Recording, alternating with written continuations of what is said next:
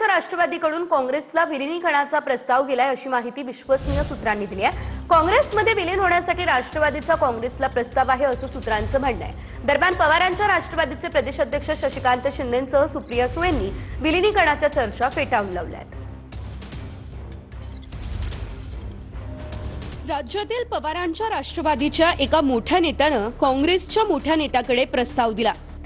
पवारांची राष्ट्रवादी संपूर्ण पक्ष काँग्रेसमध्ये विलीन करण्यास तयार आहे। दोन्ही पक्षांची विचारधारा एकच असल्यानं दोन्ही पक्षांनी पुढे एकत्र जावं यासाठी प्रस्ताव आहे। राष्ट्रवादीच्या फुटीनंतर पक्षाला म्हणावी तेवढी उभारी घेता आली नसल्याचं म्हणणं आहे। दुसरीकडे मतं जाण्याऐवजी काँग्रेस सोबत राहण्यासाठी हा प्रस्ताव देण्यात आला असं सूत्रांचं म्हणणं आहे। राष्ट्रवादीचं पवार साहेबांचा प्रस्ताव ऑलरेडी त्यांनी पहिलेही दिलेला होता आणि काही कारणाने तो उशीर झालेला होता।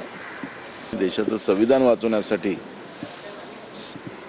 जे काही सेक्युलर विचाराचे पक्ष आहेत त्यांनी सगळ्यांनी एकत्रित यावं अशा पद्धतीची एक प्रक्रिया आता देशपातळीवर सुरू झालेली आहे आणि त्याचीच प्रक्रिया आहे की तृणमूल काँग्रेस असेल, पवार साहेब असतील, हे सगळेजण आता काँग्रेसच्या सोबत यायचा आणि विलीनीकरण करायचं असं एक मानसिकता आणि त्या पद्धतीचा भाव आता आपल्याला पाहायला मिळतो आहे।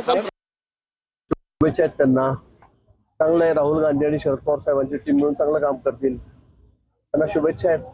सक्षम विरोधी पक्ष इथं राहायला पाहिजे राज्यामध्ये, आता काही शिल्लकच राहिलेलं नाही। तुम्ही ठेवत नाही ना, सगळ्यांनी वेगवेगळं होऊन पाहिलं, एकत्र होऊन पाहिलं, पण कुठे काय तुम्ही ठेवत नाही विरोधी पक्ष।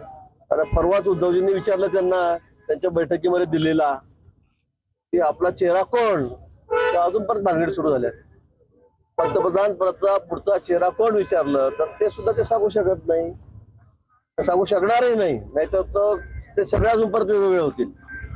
त्यामुळे राज्यात असेल काय, देशात असेल काय, सगळे 12 वाजलेले विरोधी पक्षाचे आपण बघता। दोन राष्ट्रवादी एकत्र येणार का, मग शरद पवारांची राष्ट्रवादी आणि काँग्रेस एकत्र येणार का, अशा नवनवीन कल्पना या मलाही मान्य आहे की काहीतरी चर्चा असते म्हणून तुम्ही बातम्या देता, पण त्या चर्चांमध्ये काही तथ्य नसतं।